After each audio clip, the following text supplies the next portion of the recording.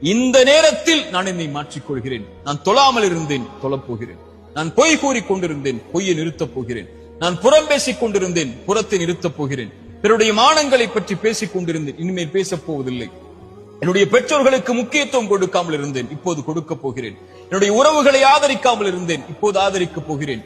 நன்றி செலுத்தாமல் இருந்தேன், இதோ நன்றிக்காக தயாராக போகிறேன். மரணத்திற்கு முன்னால் பாவ மன்னிப்பை கேட்காமல் இருந்தேன், கேட்கப் போகிறேன். மனிதர்களிடத்திலே கேட்காமல் இருந்தேன், இதோ கேட்கப் போகிறேன். இந்த நிமிடத்தை நான் சரிபடுத்தப் போகிறேன் என்ற உறுதியோடு இறைவனை நெருங்குங்கள்.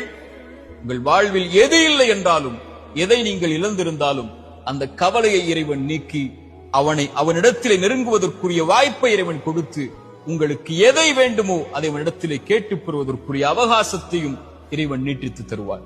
இந்த ஒரு புரிதலை புரிந்தால், இந்த நேரத்தை பயன்படுத்தினால், இந்த நாளை பயன்படுத்தினால், இந்த நொடியை நமக்காக நாம் அமைத்துக் கொண்டால், இந்த உலக வாழ்வில் நாம் வெற்றியை நோக்கி பயணிக்கலாம்.